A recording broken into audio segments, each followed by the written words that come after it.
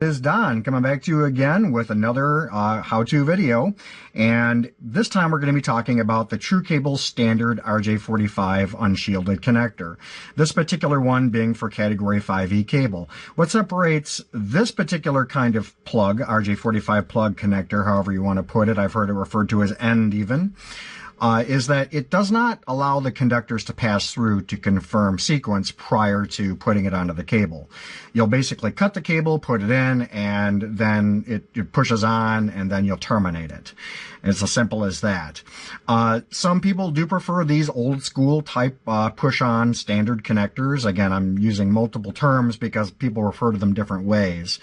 Just for clarity, though, I'm going to just call it a standard push-on plug. How does that work? So anyway, let's go ahead and start. Okay, so we begin by removing the cable jacket so we can put the plug on. So we're going to strip off the cable jacket. I have the TrueCable cut and strip tool here. First step is whenever you're beginning to start stripping these cables, you want to raise the blade all the way up. The reason for that is because what could end up happening is your blade could be lowered too much and you'll end up basically over stripping and cutting into the cable. Then once you've got the cable in there, lower the blade back down onto the cable jacket and then turn a couple times. And there we go. Pop the jacket and it pops. The idea is to score this, not actually cut through it. If you cut through it, cut it back off and start over. The reason being you probably nicked a conductor in here.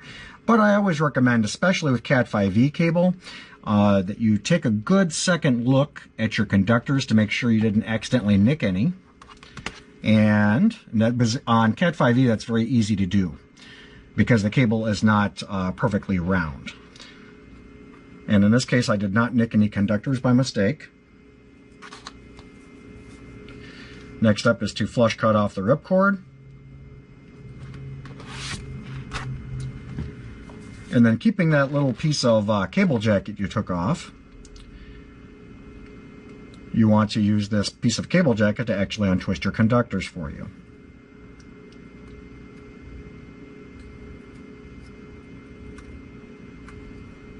Once the conductors are untwisted, the next step is to make sure that they're untwisted all the way down to the cable jacket. No further than that, just the cable jacket, and they are. And then you need to comb them out, or in other words, remove the kinks. A smooth metal shaft like this is a great tool to use. A screwdriver shaft will work too. I recommend a glove because as you're running the conductor between your thumb and the metal, it's going to abrade your thumb and cause you some pain. Just a couple of passes is enough. Again, this is Cat 5e cable with 24 AWG conductors. So the conductors are a bit thinner, so only 1 or 2 passes is enough to get these guys straight. If this was like Cat 6 or 6A cable, it would probably require more passes. And that's it for straightening them out. The next step is to actually put them into the proper color sequence. I prefer to use the T568B sequence.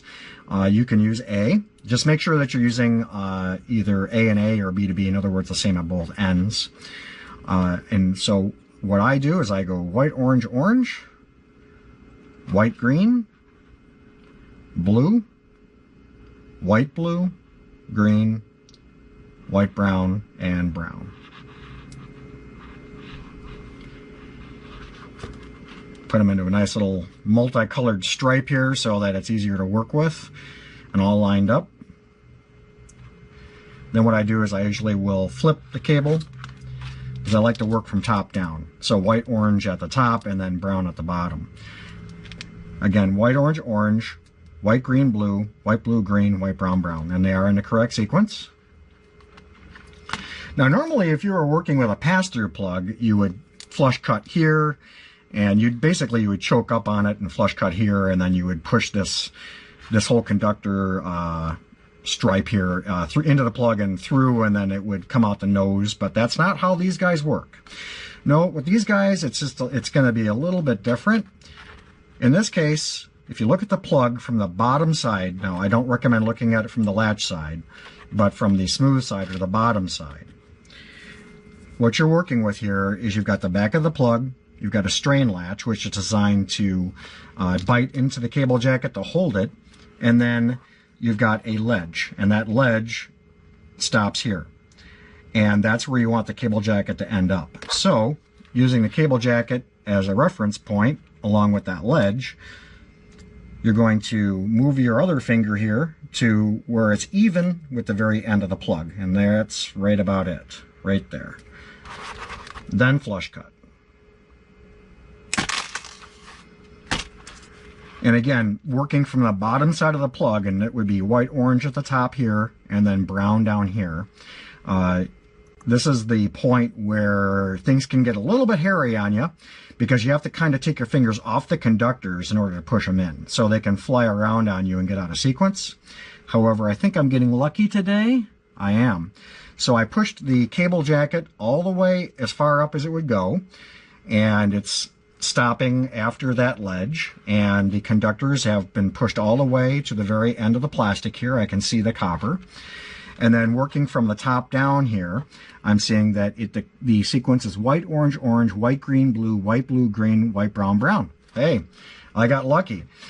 The next step is simply terminating. So you unlock your tool, and you put it in like this. Just light pressure is enough. You don't have to force it. Start closing it. You can take your hand off, bring it all the way down, take it out, lock your tool, and then check your work.